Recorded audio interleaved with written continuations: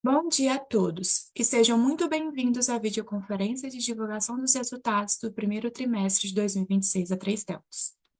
Estão presentes conosco hoje os senhores João Marcelo Dumoncel, diretor-presidente de Relações com Investidores, Luiz Osório Dumoncel, Executive Chairman, Cristiano Costa, diretor financeiro, e Eduardo Mota, gerente de RI da Três Tentos. Informamos que essa videoconferência está sendo gravada e será disponibilizada no site de RI da companhia, onde se encontra disponível a respectiva apresentação. Destaque que para quem precisar de tradução simultânea, que temos essa ferramenta disponível no ícone do globo, escrito Interpretation, localizado no centro inferior da tela. Para aqueles ouvindo a videoconferência em inglês, há a opção de silenciar o áudio original em português, clicando em Mute Original Audio. Durante o evento, todos os participantes estarão apenas ouvindo a apresentação da empresa, e em seguida, iniciaremos a sessão de perguntas e respostas. As perguntas poderão ser feitas através de áudio, clicando no ícone Levantar a mão, disponível na parte inferior da tela. Para enviar perguntas por texto, basta clicar no ícone Q&A, também disponível na parte inferior da tela, e digitar a sua pergunta.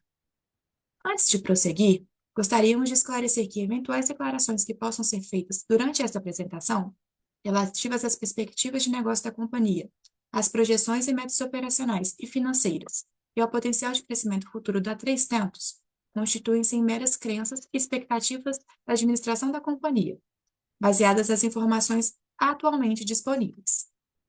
Essas declarações envolvem riscos e incertezas, e, portanto, dependem de circunstâncias que podem ou não ocorrer.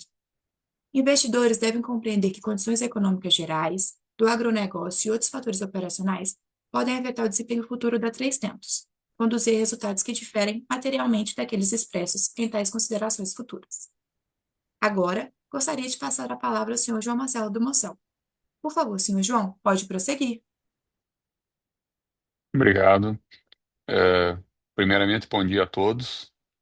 Dizer que para nós é uma grande alegria, né, estar aqui com vocês, poder compartilhar mais um trimestre de resultados da 300 e, sem dúvida nenhuma, um trimestre especial, um trimestre onde já demonstra um forte crescimento, um forte desempenho da 300 nesse início do ano de 2026. Tivemos aí números positivos, crescimentos importantes, né, começando por receita, né, com mais de 20% de aumento, né, sendo importante ressaltar aqui que é o 29º trimestre consecutivo que a empresa entrega crescimento de receita, né. Nós tivemos aí também, além da receita, o que é fundamental, um crescimento nas margens nos resultados. Então, tivemos um crescimento importante em EBITDA ajustado, em lucro líquido ajustado, né? E demais números aí que demonstram esse trimestre bastante vigoroso. Quando a gente olha esse desempenho aí do ponto de vista de segmentos, né? Como a gente tradicionalmente tem trazido aqui para dar essa informação para vocês também, a gente vê que os três segmentos, né, insumos, grãos e indústria, tiveram ou foram responsáveis por esse crescimento, né? Abrindo um pouco cada um deles ali, obviamente que a gente começa pelo segmento de insumos, né? Então tivemos aí um aumento aí de mais de 30% na receita de insumos, e quais foram os pontos que mais ajudaram nisso? Obviamente que é o crescimento da 300 nas novas lojas, né? A gente vem falando isso já com recorrência, né? As lojas têm um ciclo de maturação e esse ciclo ainda tá muito forte, né? Tem muitas lojas ainda que estão nesse ciclo. Além, obviamente, ainda alguns ganhos nas lojas até mais antigas. Mas se nós refletirmos, o nosso IPO foi em 21, né? Um ciclo que nós estimamos é em torno de 5 anos, então praticamente todas as lojas que foram abertas desde o IPO, que são 35 lojas, ainda estão em ritmo de ganho de market share, o que obviamente reflete também nos insumos. E além disso, obviamente, a questão climática do Rio Grande do Sul, né, que tivemos nesse trimestre, né, ou seja, no primeiro trimestre, um trimestre bastante melhor que o primeiro trimestre de 25. Então, isso também foi um fator que ajudou a impulsionar esse crescimento. No segundo ponto ali, que são os grãos, né? Foi onde tivemos o crescimento mais relevante, né? E esse crescimento, ele, de alguma forma, também está relacionado ao que eu estava falando sobre insumos, né? Que é o aumento do número de lojas, o aumento de negócios, o aumento das operações de barter, né? Em especial no Mato Grosso, né? Que teve a sua colheita agora no primeiro trimestre, e aí ele que reflete com mais força esse crescimento de grãos. E em relação ao Rio Grande do Sul, né, que a safra começou a colher somente no finalzinho de março, né, o movimento que teve foi um aumento de milho do volume de milho, grãos comercializado em detrimento a trigo, né, que é em função da safra de trigo colhida no final do ano passado ter sido uma safra menor, o trigo com preços bastante comprimidos também, o que reduziu os negócios e o faturamento em trigo. Mas o aumento de milho praticamente acabou compensando essa queda de trigo. No segmento da indústria, a gente enxerga ali um crescimento menor do que nos outros dois segmentos, um crescimento de receita de 5%. Porém, quando analisamos a, o crescimento de volume, ele foi bem acima disso, né? Tivemos um crescimento de 12% em biodiesel, em volume, e 24% em farelo, volume também. Então, a diferença só não foi maior aqui, óbvio, por redução de preços. E aí vale também destacar que esse volume ele vem também aí em função do ramp-up das indústrias que passaram por aumentos de capacidade. Quando a gente olha o próximo slide, né, nós temos aqui, que também já é tradicional a gente trazer, a receita, né, o crescimento de receita, o crescimento do EBITDA ajustado, que é como a primeira análise que a gente faz, né, a margem EBITDA, e o resultado financeiro ajustado derivativos e commodities liquidadas, né? Também já é uma regularidade que a gente apresenta. Chegando a um EBITDA ajustado com os efeitos dos derivativos de 394 milhões de reais, praticamente o dobro do ano passado, né? Levando a nossa margem EBITDA para 9,4%, né? O que entendemos aí, obviamente, que é um resultado importante, né? E demonstra ganhos importantes aí da companhia em vários aspectos, né? Quando a gente olha e no release a própria questão das margens, né? A gente entende que os segmentos todos eles tiveram essa contribuição, principalmente quando tu coloca as operações de hedge junto no resultado. Então, é importante a gente ter também essa abertura aqui para vocês e trazer esses números. E falando em números, né, eu chamo o Cristiano agora, que continua dando aí mais luz sobre os resultados, sobre os números da companhia. Bom, muito bom dia a todos. Bom, encerramos então o nosso primeiro trimestre de 2026 com uma dívida líquida, sem considerar a nossa financeira, a Tempscap, na ordem de 1,664 bilhões, né? Vocês podem observar que esse montante ele é ligeiramente, né, quase perfeitamente em linha com a evolução do nosso CAPEX investido nos últimos 12 meses para a construção da nossa planta de etanol de milho em Porto Alegre do Norte, e também para as nossas ampliações industriais, né?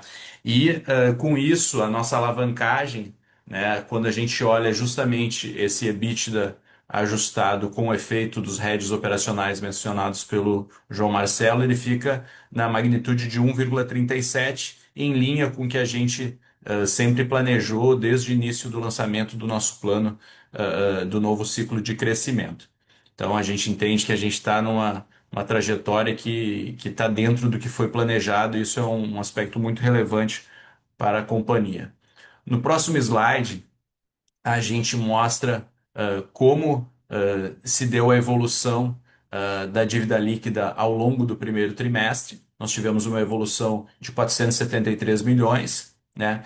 O primeiro elemento, que é um elemento já também programado, é o pagamento de dividendos, da ordem de 91 milhões que foi feito. Nós tínhamos também programado e já tudo planejado para a finalização dos aportes necessários para a finalização das obras, então, tanto da indústria de Porto Alegre do Norte quanto demais ampliações, resultando no total de 245 milhões. E, por fim, nós temos uma necessidade de capital de giro que já é tradicional ao longo do primeiro semestre como um todo, né, em função especialmente dos recebimentos e pagamentos, especialmente dos grãos de soja, né, um efeito que é sazonal, ocorre mais ao longo do primeiro semestre e que também já estava programado, né? A diferença de tudo isso é a nossa própria geração de caixa operacional. Então, de certa forma, a gente está dentro do que a gente planejou, né? E estamos aí preparados para que a gente consiga chegar no final do ano dentro daquilo que a gente planejou em termos de geração de caixa e também de níveis de alavancagem. Então, acho que foi um trimestre muito saudável para a companhia em diversos aspectos. Dito isso, eu passo a palavra ao nosso chairman, Luiz Osório Domoncel, que vai falar um pouco das perspectivas para o restante do ano. Obrigado, Cristiano. Bom dia a todos. Agradeço a participação de todos aqui conosco nesse primeiro call de resultados aí de 2026. E fico muito feliz de estar com essa fotografia, né, que foi tirada agora há uns 2, 3 dias atrás, da planta de Porto Alegre do Norte. Então, hoje, dia 15 de maio aí de 2026, a gente está comunicando a vocês que a planta de etanol de milho está concluída no MT. Nós tivemos a semana passada a visita da ANP. Eles fizeram toda a vistoria em toda a instalação, retornaram para Brasília e agora estão fazendo as análises ali. Estamos no aguardo da certificação. Assim que vier a certificação, estaremos prontos para começar. O milho já está para os primeiros meses, já está depositado na indústria e estamos 100% preparados para receber a safra de milho que começa agora em junho, já em contato com os produtores. Eu queria fazer aqui uma referência ao time 300, que esteve à frente dessa expansão da 300 para o Vale do Araguaia e assim reconhecer todo o trabalho de vocês e toda a dedicação. No próximo slide a gente vai ver a atuação da 300 na expansão. O que que a gente está fazendo, o que que nós temos de planejamento. Nós estamos conduzindo exatamente como a gente planejou e comunicou no último 300 Day. Vocês devem estar lembrados que nós estaríamos indo para os estados do Pará, de Goiás, Tocantins e Minas Gerais. E a 300 está fazendo isso. Esse primeiro trimestre nós já abrimos 2 lojas, uma em Santana do Araguaia e outra em Rio Verde, então uma no Pará e outra em Rio Verde, em Goiás. E estamos fazendo todos os movimentos, fazendo as movimentações para que a gente também vá abrindo as demais lojas. E nesse momento a 300 está com 75 lojas espalhadas nesses estados que nós estamos trabalhando agora. Se pensarmos em área de cobertura, Rio Grande do Sul, Mato Grosso, Pará, Tocantins, Goiás e Minas, nós estamos falando de aproximadamente 25 milhões de hectares de plantio, sem contar a segunda safra ou as safras de inverno. Então, realmente a empresa está colocando a sua marca em estados importantes da agricultura. Temos uma estrutura bem montada para que a gente vá fazendo essas expansões na contratação de pessoas, na contratação de profissionais das regiões e temos circulado bastante. Então, isso faz com que a gente consiga fortalecer a cultura da 300, independente do estado que ela esteja indo, ela está levando essa solução diferenciada para o agricultor. E estamos sentindo e percebendo, conforme a maturidade das lojas, essa boa aceitação e assim, como nós estamos sendo recebidos nesses novos estados. No próximo slide, e é o último que a gente vai comentar alguma coisa aqui antes do Q&A, realmente eu começo reforçando o ritmo de abertura das lojas, mas eu queria reforçar junto com isso o quanto nós nos preparamos para chegar nesse momento. Então, nós não estamos fazendo aberturas de lojas sem planejamento, sem conexões. Então, todas as lojas, todas as unidades de grãos e futuramente possíveis indústrias, elas têm todo um trabalho, um mapa onde a 300 está indo, para que a gente continue expandindo sempre com uma, uma atenção muito forte na logística. As ampliações industriais que nós também vínhamos anunciando ano passado, elas estão concluídas. Nesse momento, nós estamos fazendo o crush de soja de 2.000 toneladas de soja por dia em Ijuí, 4.000 toneladas de soja por dia em Cruz Alta e 5.000 toneladas por dia de soja na BR-163 inverno. E estamos prestes a começar, então, o início da operação da primeira indústria de etanol da 300, em Porto Alegre do Norte, no Vale do Araguaia, que traz uma capacidade de 2.800 toneladas por dia, o que vai nos levar a mais de 1.200.000 litros de etanol por dia, quase 800 toneladas de DDGS por dia e mais 50 toneladas de óleo. Então, estamos preparados não só para começar a produzir, assim como estamos preparados já com tudo pronto para começar a comercializar. Então, já estamos com a frente de etanol, a mesa comercial de etanol, enfim, todos os trabalhos que foram necessários, são necessários para essa nova frente da 300, 100% preparado, realmente nesse momento apenas aguardando as autorizações oficiais e assim, na expectativa que nas próximas semanas a gente inicie a operação lá. E eu acho que devemos destacar aqui o Rio Grande do Sul que teve uma safra de verão boa, não foi nenhuma super safra, tivemos algumas regiões com pequenas quebras, mas consideramos, e o mercado está falando que devemos colher mais de 20 milhões de toneladas de soja no Rio Grande do Sul. Esse soja já está colhido, já está internado nas unidades de grãos e a 300 continua, então, a sua industrialização e comercialização dos produtos.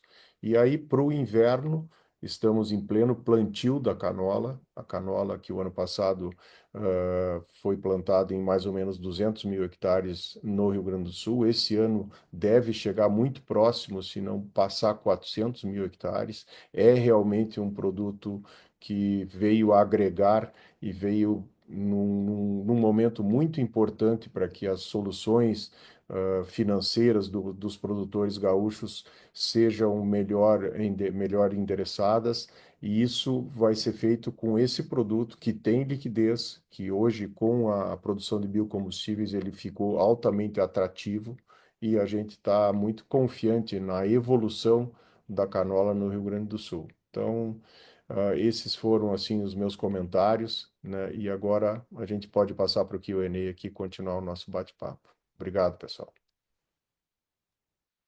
Agora daremos início à sessão de perguntas e respostas.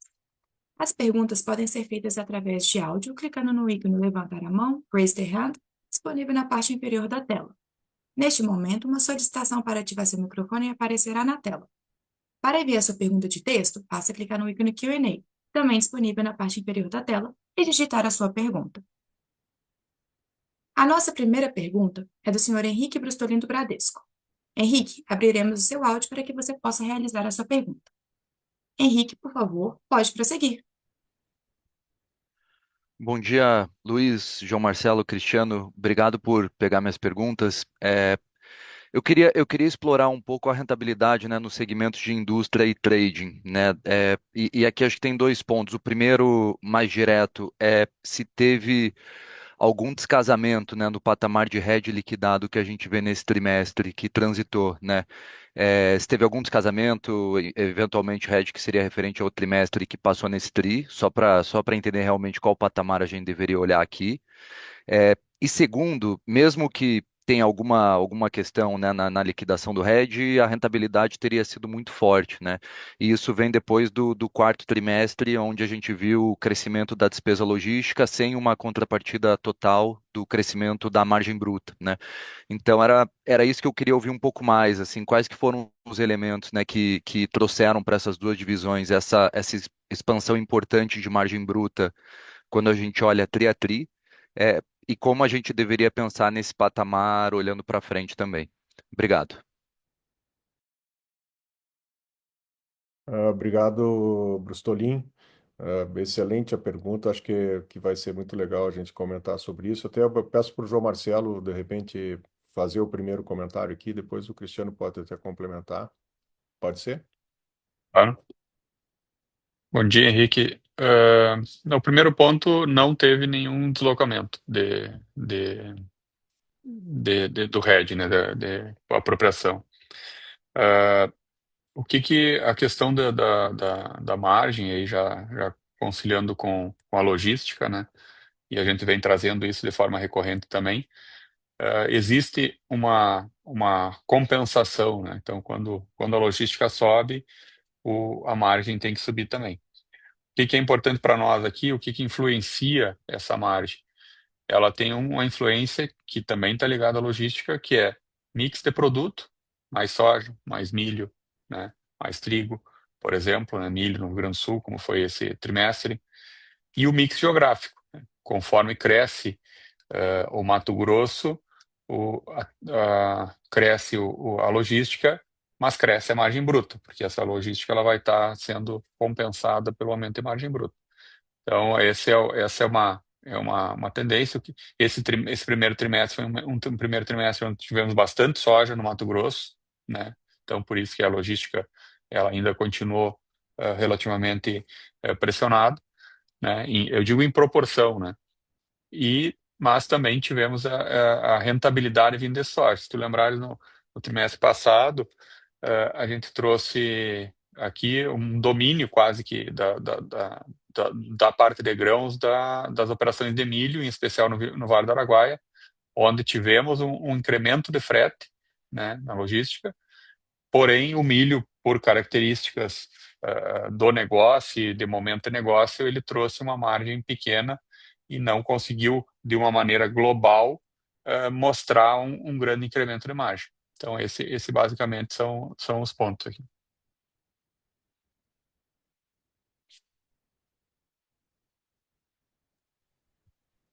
Tá claro. Muito obrigado. A próxima pergunta é do senhor Guilherme Palhares, do Santander. Guilherme, por favor, pode prosseguir. Bom dia, Luiz, João, Marcelo, Cristiano. Obrigado pela oportunidade de fazer perguntas hoje. Pessoal, eu queria explorar alguns pontos. Acho que o resultado operacional já foi bem endereçado por vocês. Eu queria primeiro ouvir um pouquinho da situação de crédito, né? A gente viu um nível de atraso baixo na carteira de vocês, quando a gente tira tantos cap, a gente viu um nível de inadimplência relativamente baixo. Eu queria ouvir um pouquinho de como é que foi o 30 de abril de vocês. E também eu queria tentar endereçar um pouquinho do aumento do dias de contas a receber quando a gente faz essa continha com a LTM, só para tentar entender se tem alguma questão de renegociação aqui no meio, só para a gente pegar tempos e movimentos. Segundo ponto, eu queria ouvir um pouquinho da questão de CAPEX. O Luiz comentou sobre todas as expansões foram feitas, né, agora. Então, eu queria ouvir um pouquinho do que a gente pode esperar de CAPEX para o ano e também um pouco do detalhamento. Quando vocês começaram a abrir um pouco desse CAPEX de expansão, a gente soma ali todos os CAPEX da indústria de etanol de milho, nos parece que passou um pouco, né, a gente faz uma conta aí de 1,5 bi de investimento versus aquilo que vocês estavam falando de um pouco de 1,3. Então, eu queria saber se teve alguma questão de mudança de projeto aqui, se é uma questão de inflação de CAPEX e também, nesse sentido, se já foi feita a infraestrutura lá em Porto Alegre do Norte preparada para fase 2 e fase 3 da planta. Obrigado.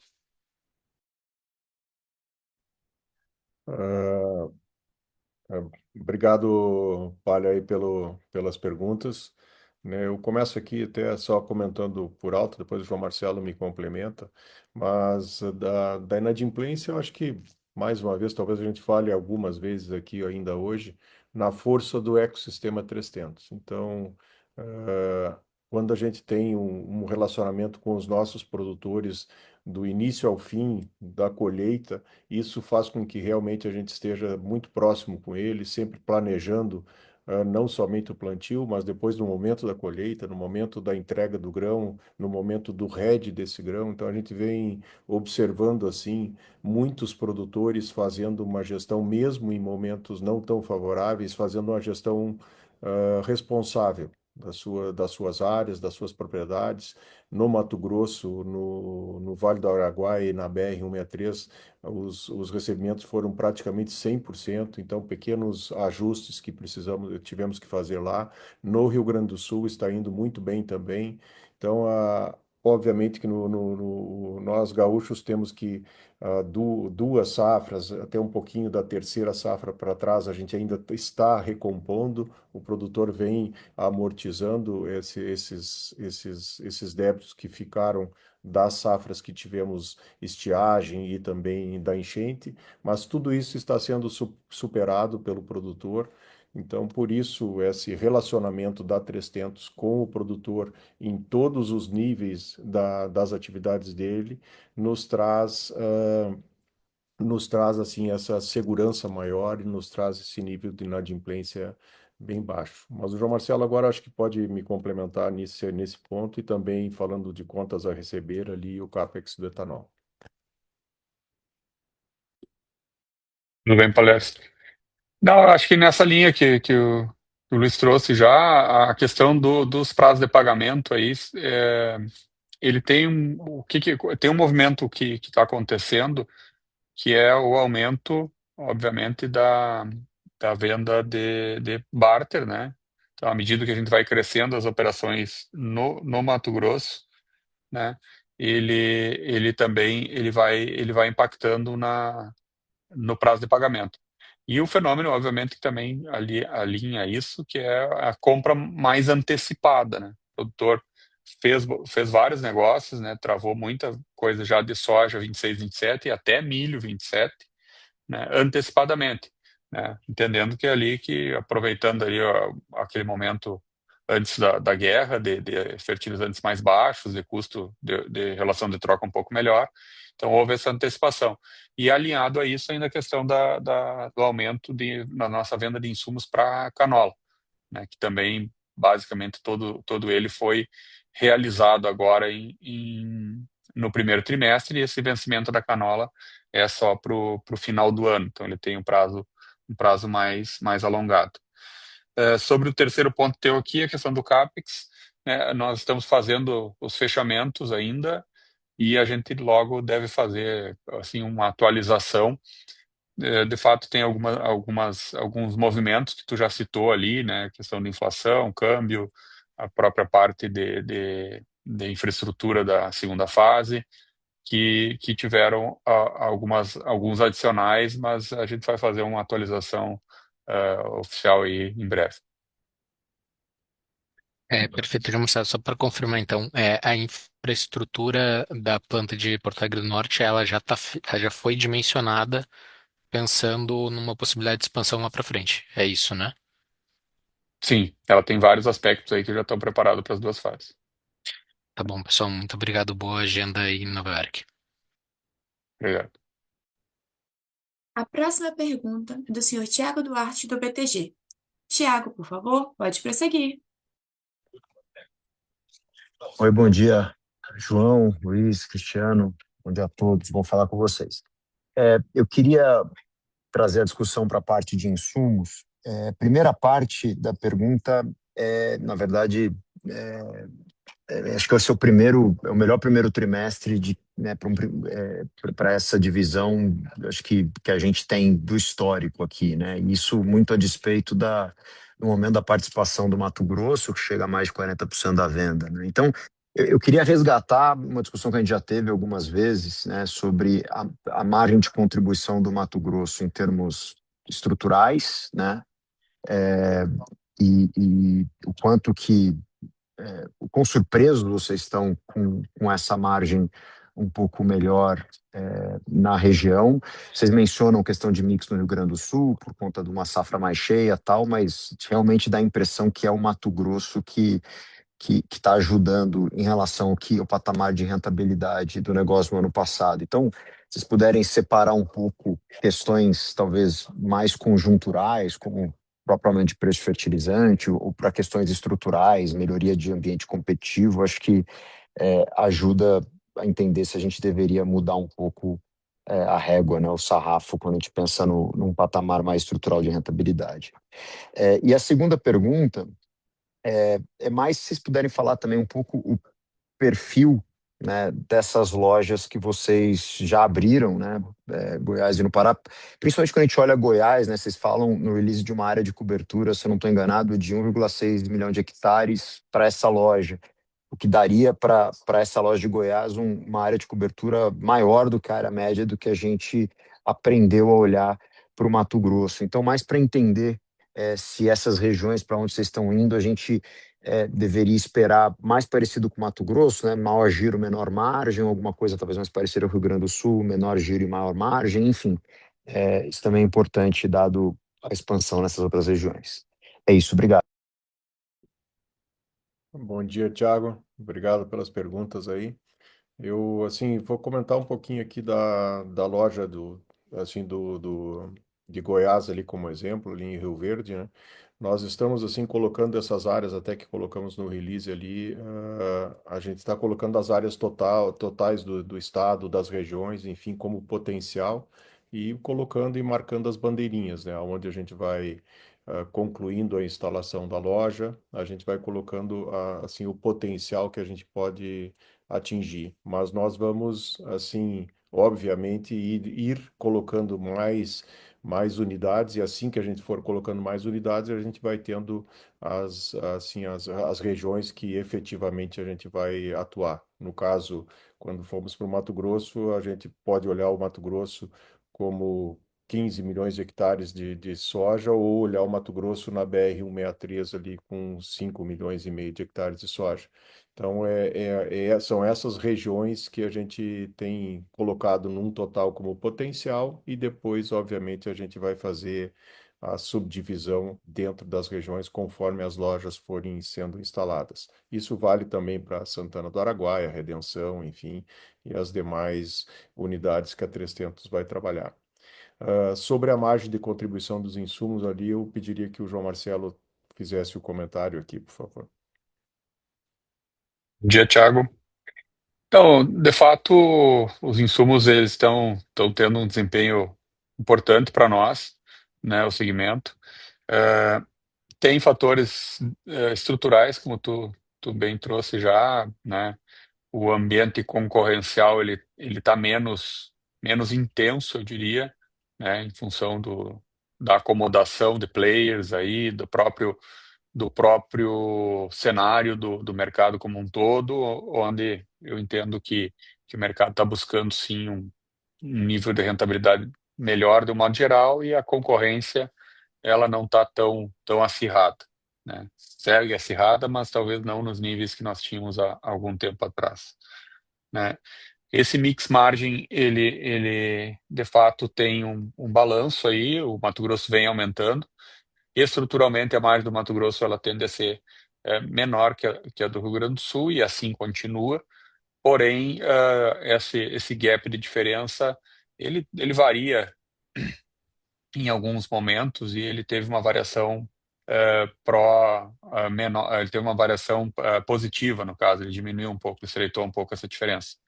Mas é importante que no Rio Grande do Sul também a gente teve, no primeiro trimestre em especial, nós tivemos aí todo, como eu já falei antes na resposta anterior, a questão de canola, né, que faturou. Então foi importante o faturamento de canola nesse trimestre, né, que é uma cultura, e teve, né, diferente do primeiro trimestre do ano passado, uma safra melhor de soja que melhorou o mix de produto, né? Então, nós tivemos um maior número, principalmente de proteção de cultivos, nesse trimestre, né? Que também acaba contribuindo aí no mix de produto para a melhoria da margem.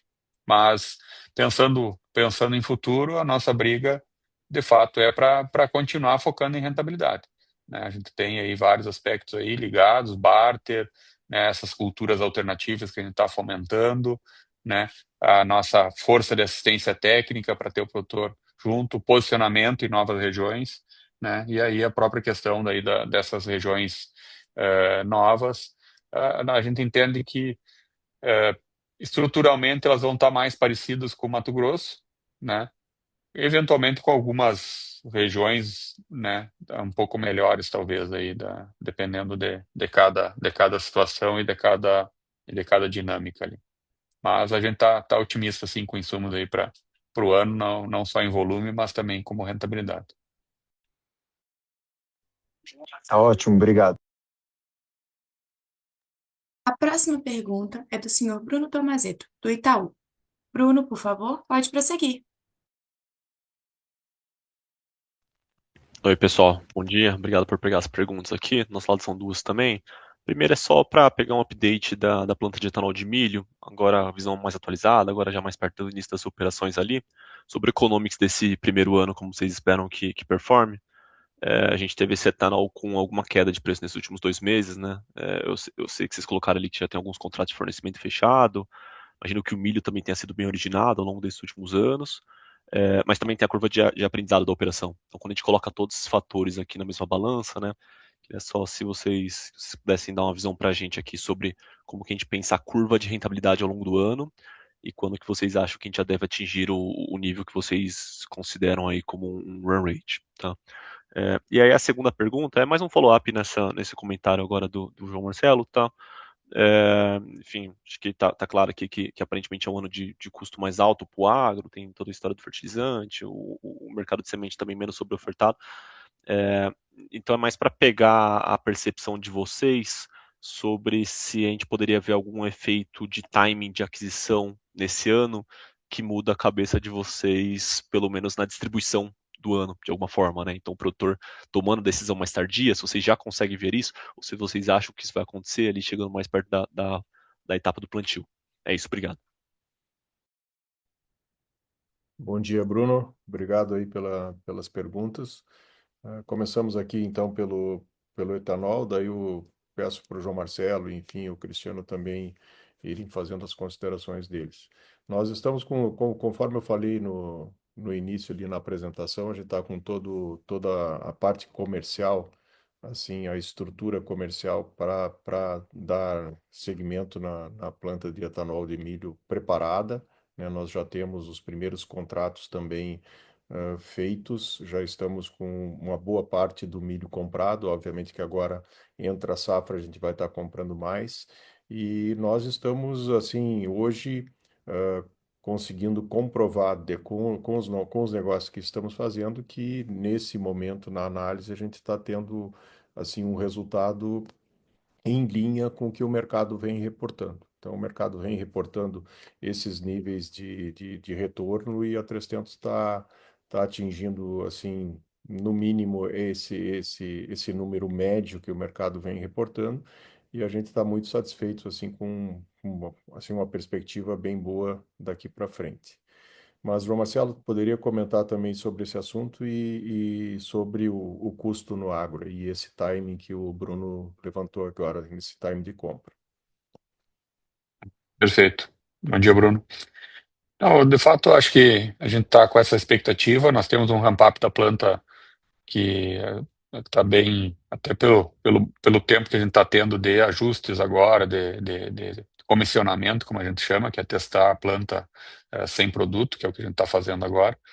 Então, a gente tem uma expectativa aí de que o ramp-up ele possa ser rápido, né? E eu acredito aí que talvez aí entre 30 e 60 dias a gente já vai estar com a operação muito próxima da estabilidade, né? Então, se tudo correr bem, graças a Deus. Então, esse é o que a gente espera. Em relação a custos e produtos, de fato, né, nós nós tivemos um nível de antecipação de compras, que eu já tinha comentado, né? Então, mais no fertilizante, inclusive, do que nos demais segmentos aí dentro de insumos, mas também bastante coisa já travada, ah, todos os insumos, né? A parte de fertilizante, ela deu uma trancada nas operações, não zerou, né? Mas ela deu aí no pós-guerra uma reduzida no ritmo, principalmente em nitrogenados, que é o grande impactado pela guerra, né? O fósforo também, mas o nitrogenado é mais forte o impacto, né? E aí isso abriu agora esses últimas semanas, último mês e pouco aí, abriu um espaço onde as negociações, principalmente de fertilizante, deram uma segurada. O produtor, né, segue comprando e definindo semente, né, que começou a definir bastante, assim que o produtor colhe, ele já começa a definir a semente do próximo ano, e também a questão de proteção de cultivos, que também está sendo travada, principalmente porque aí entrou algum receio de impacto da guerra também nesse segmento, o que houve bem pontual até agora, né, foram poucas moléculas impactadas pela questão da guerra. E aí, né, em linha com o que tu perguntou, a gente entende sim que já não é um fenômeno exclusivo desse ano. Esse ano tem elementos novos aí, mas todo ano, de alguma forma, tem algum elemento novo, né, que a decisão do produtor vai ser mais tardia, principalmente no Rio Grande do Sul, a gente entende isso. Nós estamos fazendo as estratégias, estamos alinhando com os fornecedores para a gente ter o poder de reação, obviamente sem correr risco, mas o poder de reação de ter produto na ponta aí mesmo com essas decisões mais tardias. Ficou bastante claro. Obrigado, pessoal. Próxima pergunta é do senhor Vitor Modanese, do UBS. Vitor, por favor, pode prosseguir. Oi, bom dia, João Marcelo, Cristiano, Luiz Osório, parabéns pelos resultados. Eu tenho duas perguntas aqui do meu lado. A primeira é sobre a dinâmica de combustíveis renováveis, né? Como que vocês veem o balanço para a segunda metade do ano em etanol e biodiesel, considerando todas as discussões que a gente vem acompanhando no segmento, incluindo o potencial aumento de mandato das misturas, subvenção a gasolina, isenções de PIS/COFINS, enfim. Então, juntando tudo isso, qual que é a perspectiva de vocês para o segmento da indústria na segunda metade do ano, olhando para o lado da precificação?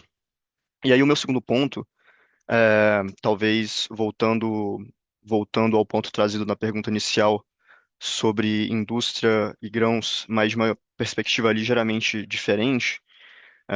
Se a gente considerar uma visão de margem bruta somada desses dois segmentos, líquida de hedge e de custo logístico, a gente calcula que seria uma margem conjugada, vamos dizer assim, desses dois segmentos próxima de 9% no trimestre, o que foi bem acima, do mesmo período do ano passado, do tri passado e acima também da média histórica. Então, eu gostaria de entender um pouco melhor o quanto disso a gente poderia ver como algo recorrente e quanto disso se deve às especificidades desse trimestre que já foram comentadas anteriormente. São essas duas. Obrigado. Bom dia, Vitor. Obrigado pelas perguntas.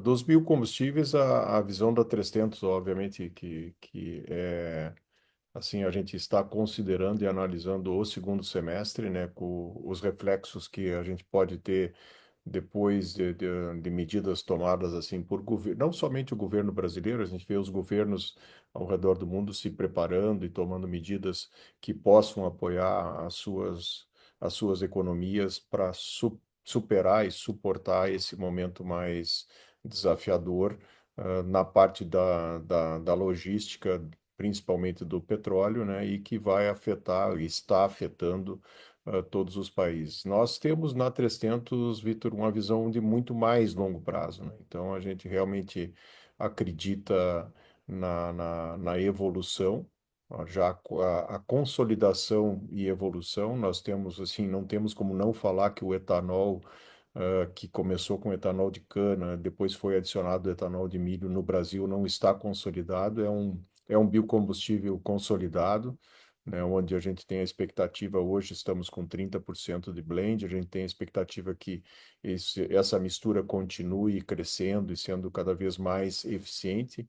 No, no biocombustível, no biodiesel, a gente está com 15% e sendo trabalhado para que possa chegar a 16% já ou no final desse ano ou na virada do próximo ano, mas já sendo feitos testes para 20% de blend.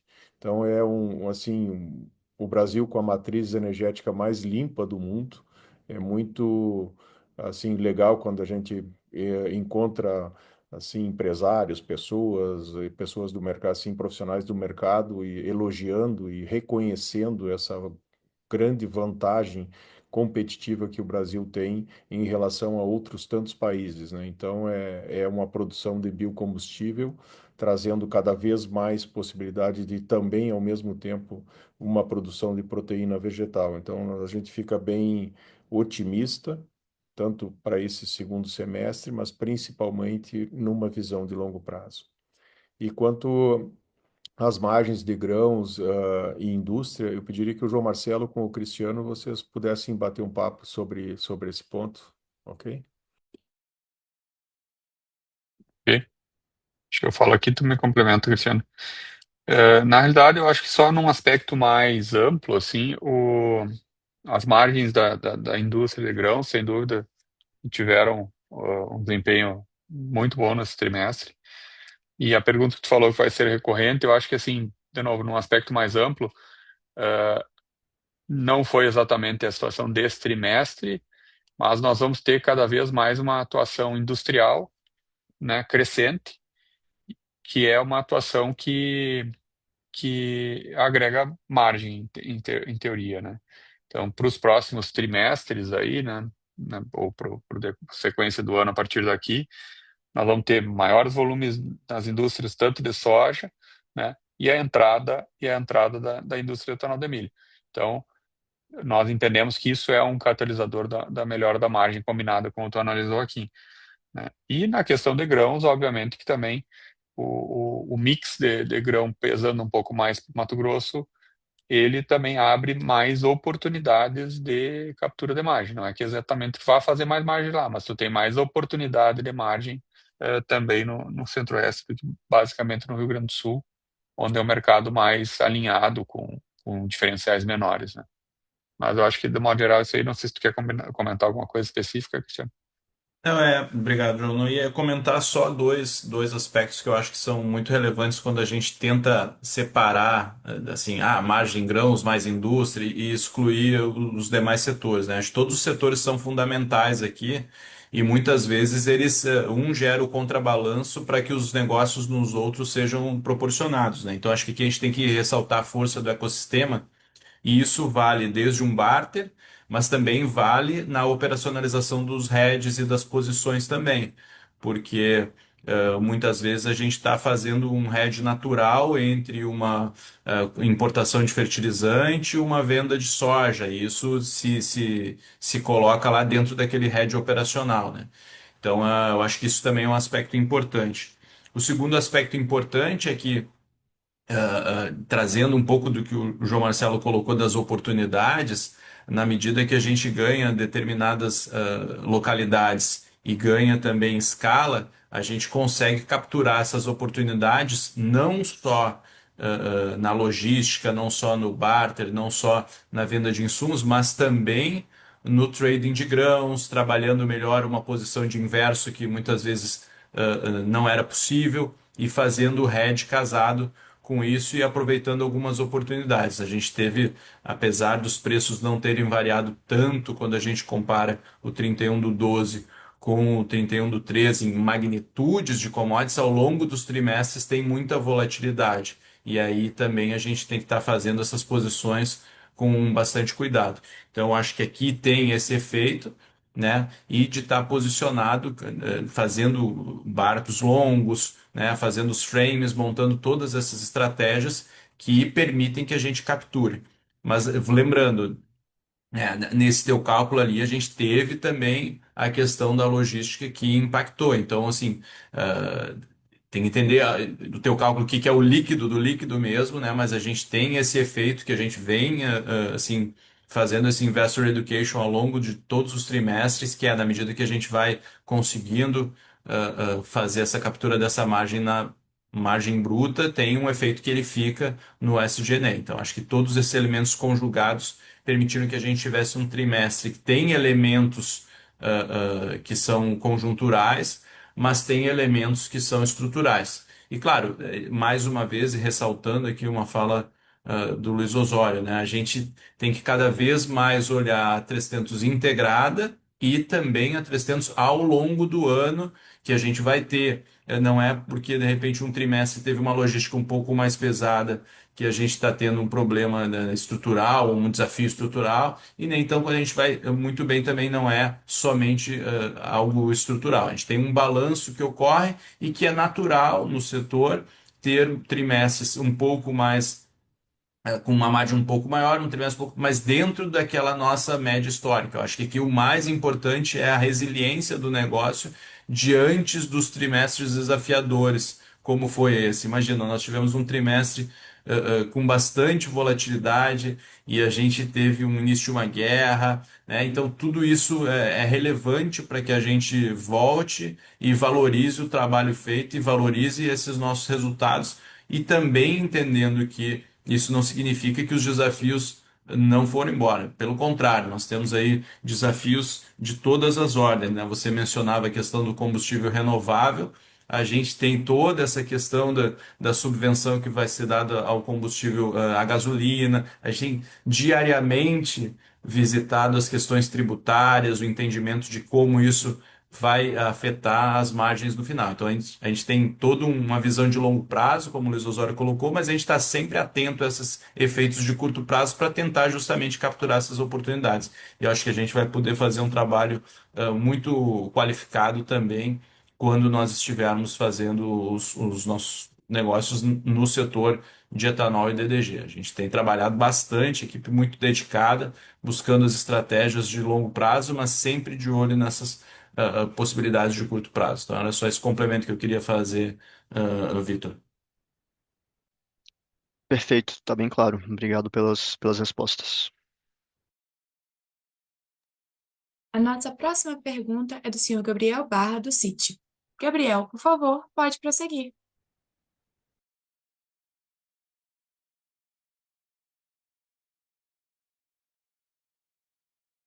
Olá, Luiz, João, Cristiano, obrigado por pegar minhas perguntas aqui.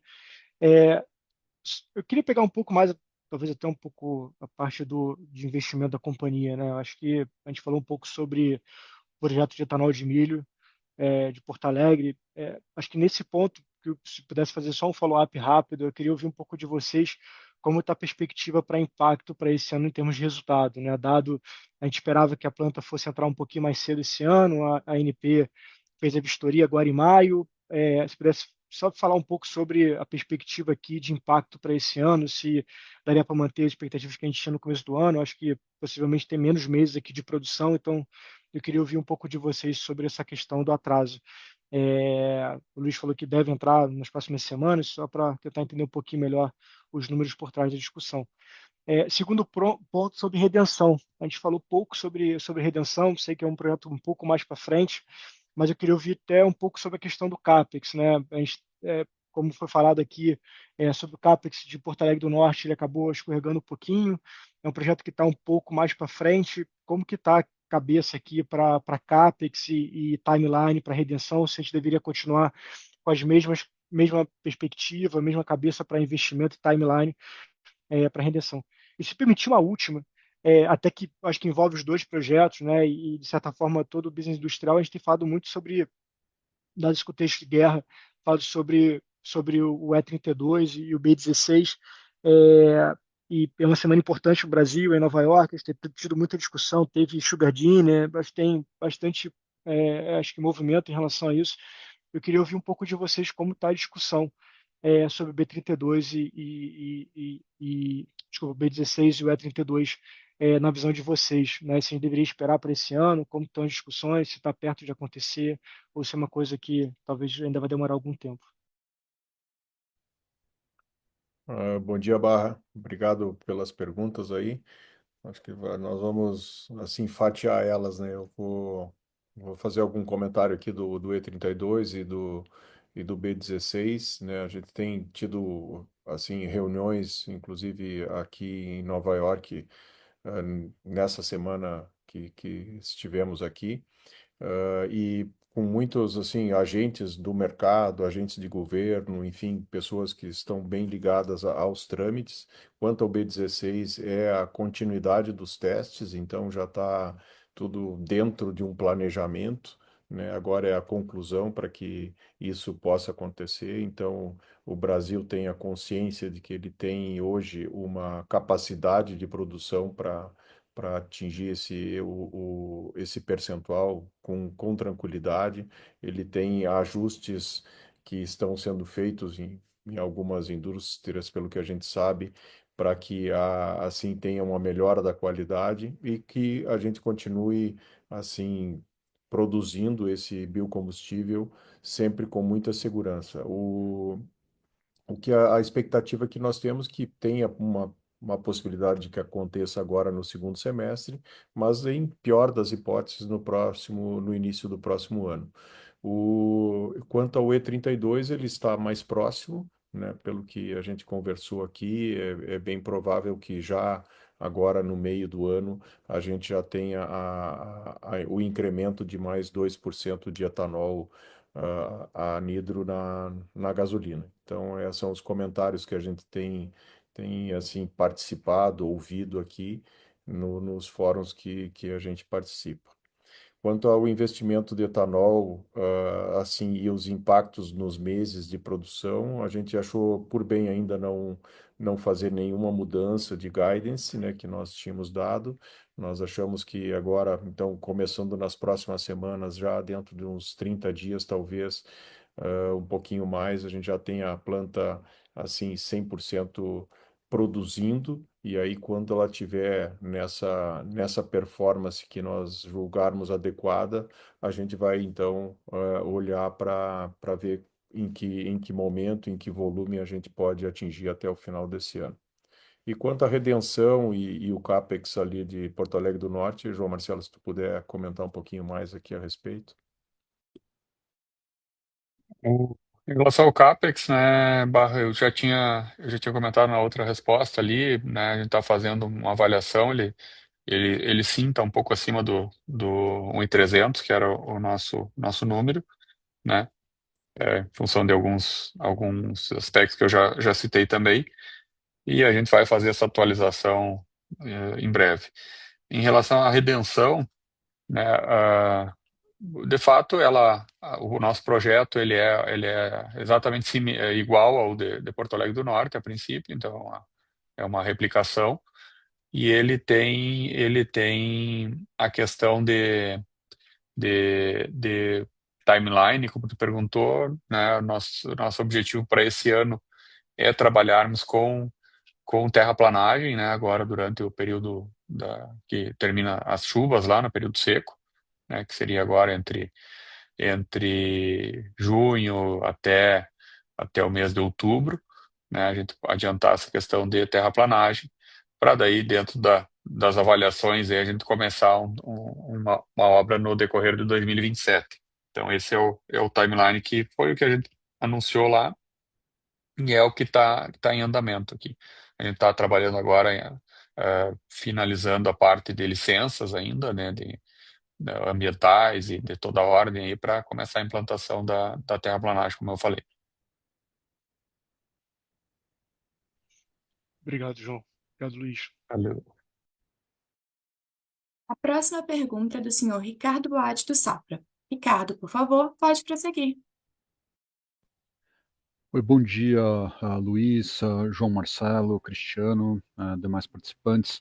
Obrigado pela oportunidade. Minha pergunta, ela está relacionada com despesa logística. Dado que tem muitas moving parts aqui e tendo, né, sob pano de fundo aqui o comentário do Cristiano, né, nem sempre é possível dissociar aqui, né, o comportamento da despesa logística com o mix de receita, né, com a margem bruta consolidada da companhia, mas eu queria tentar entender um pouco a visão de vocês, né, no contexto de potencial impacto, né, de custo de frete, a mudança de mix que a gente deve ter aí no segundo semestre com mais esmagamento de milho, né, e potencialmente menor volume na divisão de grãos, né, na divisão de trading. Então, quanto que isso pode influenciar, né, o comportamento da despesa logística ao longo do ano, principalmente aí à medida que a gente entre e evolua no segundo semestre. E dentro desse contexto, se vocês puderem passar uma atualização sobre Miritituba, né, qual que é o estágio, né, ali da obra, né, qual que é a expectativa de vocês para início de operação e perspectiva, né, de benefício em despesa logística a partir do momento que vocês iniciarem lá a operação do terminal. Obrigado, pessoal. Bom dia, Ricardo. Obrigado pelas perguntas. Sem dúvida nenhuma, a logística com a 300 caminhando para trabalhar cada vez mais com produtos de maior valor agregado, ela vai ter um impacto diferente do que somente o transporte de grãos e principalmente milho em grandes distâncias. Mas eu pediria que o Eduardo daí ele trabalhasse esse ponto com um pouquinho mais de granularidade aqui para nós. E quanto a Miritituba, daí eu acho que o Cristiano também ele tem trabalhado, tem participado conosco nas reuniões de conselho, tem participado nas reuniões da diretoria executiva também da Via Mares. Acho que ele consegue trazer mais informações atualizadas, hein? Tu pode tocar daí, Eduardo, e depois o Cristiano. Sim, claro. Obrigado, Luiz. Obrigado, Ricardo, aí, pela sua pergunta. De fato, né, quando a gente olha o resultado da 3tentos, é sempre importante você olhar o resultado que é o lucro bruto, né, por segmentos combinado com a logística. E a gente pode observar agora no primeiro tri desse ano comparado ao ano passado, que teve um incremento da margem bruta, mas muito por conta do mix geográfico, né, com o aumento da participação no Mato Grosso aí. Quando você olha contra o quarto trimestre, a gente teve uma diferença de mix de produtos, né, isso até dentro do Mato Grosso, né, a gente teve muito mais milho do que soja, então também isso impacta na margem EBITDA, né, mesmo com o efeito aí do hedge. Então é importante olhar sempre num conjunto como um todo o resultado da companhia com a logística. Trazer qualquer previsão aí olhando para o resto do ano tem muitas variáveis, né, por conta do mix, tanto geográfico quanto de produtos.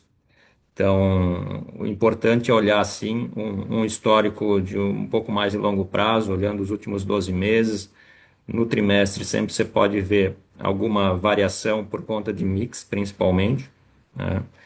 Então, quando a gente olha historicamente, sim, né, a gente vem entregando uma melhora aí da margem, da rentabilidade da companhia, mas o importante agora, com todos os investimentos que nós realizamos em expansão de capacidade, principalmente nas indústrias, né, à medida que a gente vai ampliando a produção e também com o início da nova planta de etanol, né, a gente pode ter algum nível de diluição aí também, né, da logística no resultado. Mas o importante é acompanhar assim durante os trimestres, mas sempre com uma visão de um pouco mais de longo prazo. Quando eu passo aí para o Cristiano para explorar um pouco a parte de Miritituba. Obrigado, Eduardo. Bom, muito obrigado pela pergunta aí, Ricardo.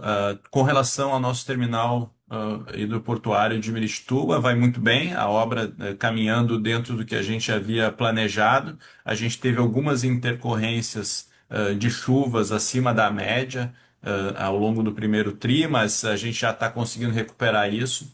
Então, em termos de entrada em funcionamento, continua a nossa previsão de no quarto trimestre ela já está em operação.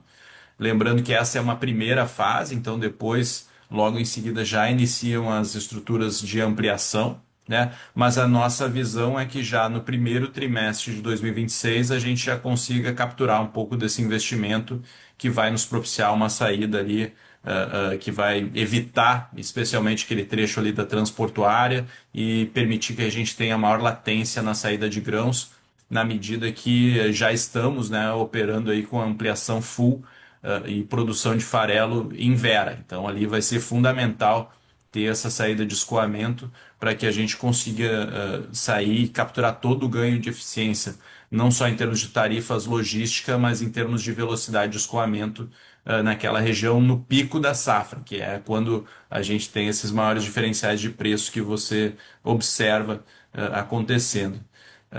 Então, com relação aos fretes, né, se eu pudesse complementar um pouco o que o Eduardo falou, eu acho que a lógica é bem essa que você capturou, que é a questão de, na medida que a gente vai agregando, vai tentando a entrada da planta de etanol em Porto Alegre do Norte, a gente vai ter menos movimentação de grãos de milho e ter mais aí a saída do DDG, do etanol. Esse é o nosso plano desde o início e esse efeito a gente busca que seja observado já a partir do segundo semestre também. Então, é claro que o frete ele tem ali diversos componentes, desde pedágios, tarifas da NTT, agora a questão do diesel, né? Mas ele é muito sensível à demanda de fluxo. Então, a gente precisa buscar todas as nossas alternativas estratégicas para suavizar esses momentos de pico. E tanto o Miritituba quanto Porto Alegre do Norte vão ter um papel fundamental nisso, quando a gente for fazer a comparação do segundo semestre de 26 com 25 e do primeiro semestre de 27 com o primeiro semestre de 26. Perfeito, pessoal, muito claro, obrigado. Encerramos agora a sessão de perguntas e respostas. Gostaríamos de passar a palavra para a companhia para as considerações finais. Pessoal, aqui para fazer o fechamento da nossa call é agradecer a participação de todos, agradecer as perguntas e o interesse de todos vocês, mas também destacar aqui que a 300 agora no meio desse ano está completando 5 anos do IPO. Então, para nós tem sido assim uma experiência assim muito gratificante de estar junto com o mercado investidor, de estar junto com o acionista, sempre buscando uma melhoria contínua. A gente tem feito isso constantemente, né? Identificado na 300 já com 31 anos que a gente consegue junto com o produtor rural ultrapassar momentos não tão favoráveis e momentos favoráveis. A gente sempre tem buscado e fortalecido a atuação da companhia nesse sentido. E, obviamente, que a gente acredita muito nesse agro brasileiro, na potência que ele traz, assim como acreditamos na companhia evoluindo nesses novos estados. E também reforçar aqui o trabalho do time 300, que é diferenciado, então são pessoas que fazem um trabalho magnífico, parabenizar a todos, agradecer, e também ao produtor rural que está sempre junto conosco. Eu gostaria também de destacar o quanto a companhia assim foca, e nós focamos na disciplina da alocação de capital, na disciplina da execução dos negócios e sempre buscando atingir os melhores resultados com maturidade, com segurança, com governança.